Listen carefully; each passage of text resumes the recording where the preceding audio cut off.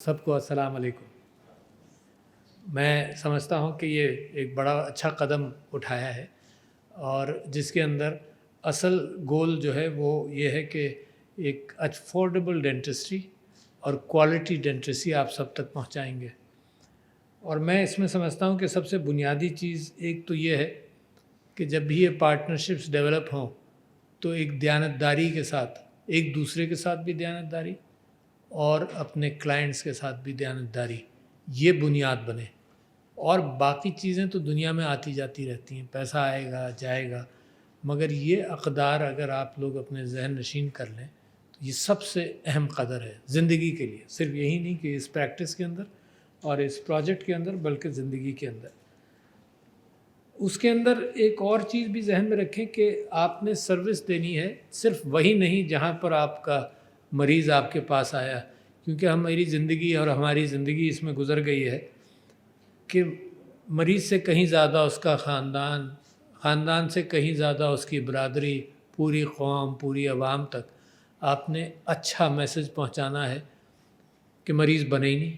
مثال کے طور پر ڈینٹسٹری کا بہت بڑا حصہ جو ہے وہ پریونشن سے متعلق ہے، اور آپ سب لوگ جو ڈینٹسٹری میں پرانے ہیں آپ جانتے ہوں گے کہ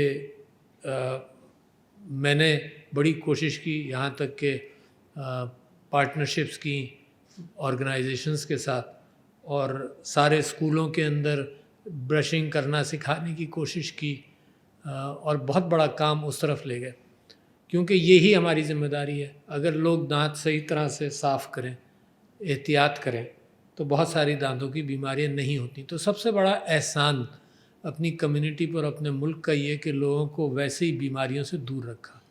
جیسے کووڈ میں سب کو آپ نے ہدایت دی کہ ہاتھ دھو، ماسک پہنو، فاصلے رکھو، لوگوں نے عمل کیا اس کے اوپر۔ تو یہ جب میں پروجیکٹ لے کر چل رہا تھا تو مجھے یاد ہے کہ میں نے حضور اکرم صلی اللہ علیہ وسلم کی 22 احادیث کے پوسٹر بھی بنوائے کہ مسواک کرو، اور اس کے اندر وہی پیشن تھا کہ مسواک کرو گے تو منہ میں سے بدبو نہیں آئے گی، یہ حضور کی حدیث ہے۔ کہیں کسی سے ملنے جاؤ تو مسواک کر لو، رات کو اٹھتے تھے تہجد پڑھنے تو مسواک کرتے تھے، وضو کرتے تھے تو مسواک کرتے تھے۔ یہ کیفیت کیوں تھی؟ کیونکہ ان کو خود بدبو سے بھی نفرت تھی، خوشبو لگاتے تھے، اور یہ جو جسمانی کیفیت ہے یہ اندر سے بھی انسپائر کرتی ہے کہ اسپریچولی بھی آدمی صاف ستھرا رہے۔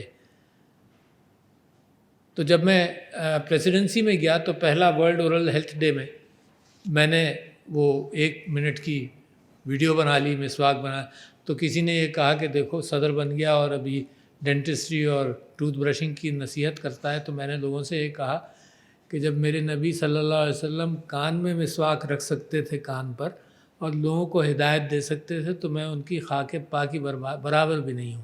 تو مجھے تو وہی زیب دیتا ہے جو میرے نبی کرتے تھے۔ تو لہٰذا یہ جو اسپرٹ ہے میں آپ کو انکریج کرنا چاہتا ہوں، اور آپ نے اپنا بھی لی ہے۔ اب اس کے اندر دوسرا سٹیج یہ ہے کہ پھر مریض کے ساتھ دیانتداری رکھیں۔ دیانتداری 2 چیزوں کی ہوتی ہے، ایک ہوتی ہے کہ آپ نے جو کام جس کا وعدہ کیا تھا وہ آپ نے ڈیلیور کیا، اور دوسرے یہ کہ اس سے جو وعدہ کیا تھا اس حوالے سے وہ پورا کیا۔ دنیا مغرب نے اس چیز میں بڑی اہمیت اختیار کی اور یہ سکلز اپنا لی کہ the customer is always right۔ لہٰذا آپ کو یاد ہوگا جو پاکستانی باہر سیٹل ہوئے ہیں یا جو جاتے آتے رہے ہیں، اس کے اندر آپ کوئی شکایت لے جائیں کسی کے پاس، کوئی چیز واپس کرنا چاہیں تو وہ سوال نہیں کرتا، وہ آپ کا سیٹسفیکشن دیکھتا ہے، اور اس سیٹسفیکشن کی بنیاد پر، اور اس کو کچھ نقصان بھی ہوتا ہوگا مگر 1-2%، 5% نقصان ہوتا ہے، مگر وہ گڈ ول اتنی کریٹ کرتا ہے کہ اس میں پھر برکت آتی ہے کہ آپ نے اس کے ساتھ وہ انصاف کر لیا کہ جو چیز ہی از آلویز رائٹ، کوئی چیز نہیں پسند آئی تو پیسے واپس کی اور چیز واپس کر دی۔ پھر مجھے خوشی بھی سن کر اس بات کا کہ جناب یہ جو پروجیکٹ ہے آپ کا یہ انٹرنیشنلی اس میں تقریباً آپ کا خواہش ہے، اور انشاءاللہ اللہ پوری کرے گا کہ $25 ملین کا بھی انویسٹمنٹ آ جائے گا انشاءاللہ۔ تو آپ اس کو ایک آئیکونک کیفیت بنیں گے اپنے نیٹ ورک کے ساتھ کہ دوسرے نیٹ ورکس بھی، دوسرے ڈینٹسٹ بھی اس کو سیکھیں گے. اور میں مثال دیتا ہوں یہاں پر کہ جو اچھا اسپتال بن جاتا ہے، جیسے آغا خان اچھا اسپتال بنا، تو ایک تو انہوں نے لوگوں کو ٹرین کیا، مگر لوگوں نے اور بہت سارے اسپتال، بہت سارے ادارے اس تک رائز کرنے کی کوشش کرتے ہیں کہ وہی سروس جو وہاں پہ دی جاتی ہے ٹاپ آف دا لائن وہ پوری کریں. جہاں میں دیانتداری کی بات کر رہا تھا تو مجھے پھر خوشی ہوتی ہے کہ میں نے بھی یہ پریکٹس کرنے کی کوشش کی. اور ایک سابق پرائم منسٹر ہیں، انہوں نے ٹیلی ویژن پر کہا کہ میں ان کے پاس گیا تھا اور انہوں نے میں کوئی کام کرانا چاہتا تھا، ایکچولی وہ امپلانٹ لگوانا چاہتے تھے. میں نے کہا آپ کو ضرورت نہیں ہے. کہنے لگے کہ پی آئی اے پے کرے گا. میں نے کہا جو مرضی آئے پے کرے، جب آپ کو ضرورت نہیں ہے تو میں کروں گا نہیں. تو انہوں نے بڑا انسسٹ کیا اور پی آئی اے کے جو ڈاکٹر تھے انہوں نے بھی انسسٹ کیا، میں نے ریفیوز کر دیا ان کو. تو پھر انہوں نے ٹیلی ویژن پر تعریف کی. دیکھو تو کہیں نہ کہیں سے وہ بات لوگوں کو اندازہ ہو جاتا ہے. اور میں اس سے پہلے ایک صاحب پر ایک واقعے پر بڑا فخر کرتا تھا کہ دیکھو کتنی اچھی بات ہے کہ ایک صاحب کا انتقال ہو گیا. اچھا، جب ہم مینولی ریکارڈ رکھا کرتے تھے، کارڈ رکھتے تھے الفابیٹیکل آرڈر میں، تو کوئی 1-2-3 مہینے بعد سارے دیکھتے بھی تھے کہ بھئی کون سا علاج ختم ہو گیا تو اس کو پرانے ریکارڈز میں ڈال دیا جائے. تو اس کے اندر ایک صاحب کے یہ لکھا تھا کہ 25,000 روپے انہوں نے بھیج دیا، اس کے بعد وہ آئے نہیں اور ان کے ساتھ جو چیز طے ہوئی تھی وہ نہیں طے ہوئی. اچھا، اس بات کو میں نے رکھا کہ آ جائیں گے. 1 سال بعد مجھے یقین ہو گیا کہ کچھ گڑبڑ ہے. تو میں نے ان کے یہاں فون کیا اور فون کر کے جب پتہ چلا کہ ان کا انتقال ہو گیا تو میں نے ان کی فیملی کو بتایا کہ یہ ان کی رقم رکھی ہے، لے جائیں.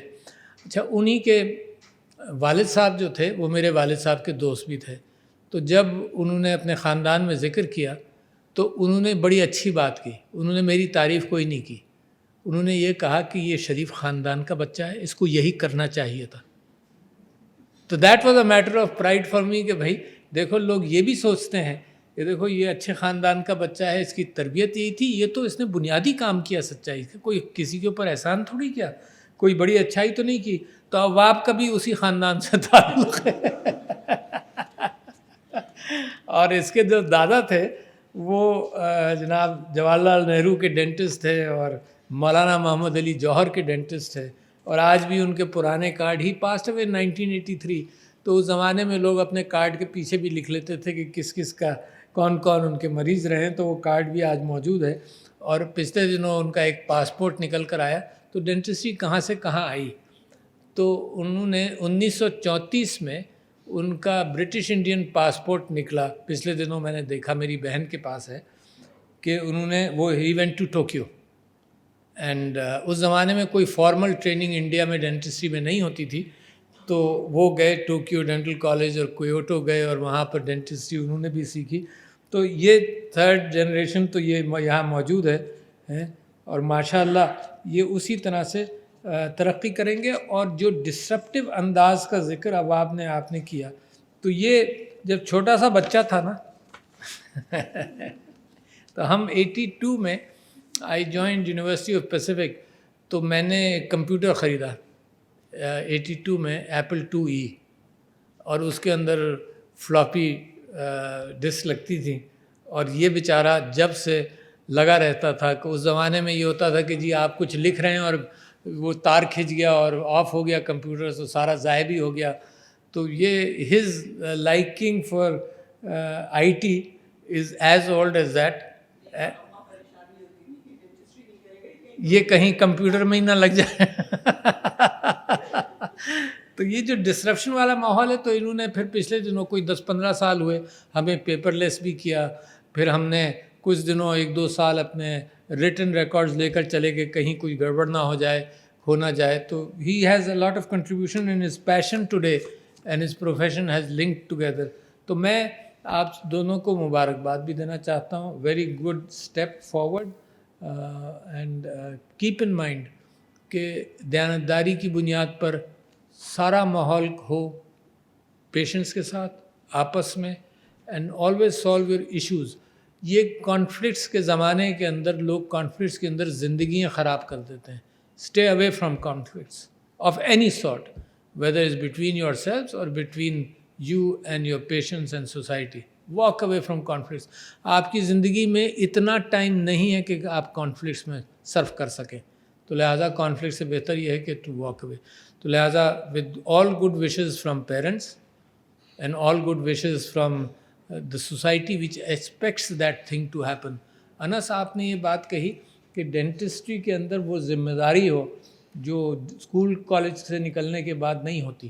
تو میں نے ایک پیپر لکھا تھا جو کتاب کے طور پر انڈیا میں پبلش ہو گئی. انیل کوہلی صاحب تھے, انہوں نے مجھ سے اجازت لی کہ میں آپ کے اور اپنے نام سے پبلش کروں. وہ تھا competencies of an Asia Pacific dentist. تو ان کمپٹنسیز کے اندر میں نے ذکر اسی بات کا کیا تھا کہ یہاں بھی جو ڈینٹسٹ بنے وہ معاشرے کا پودا ہو, وہ گھر خاندان اور جیب کا نہیں ہو. اس کو احساس ہو کہ معاشرے کی ضروریات کیا ہیں, تو وہ فٹ ان ہوتا ہے.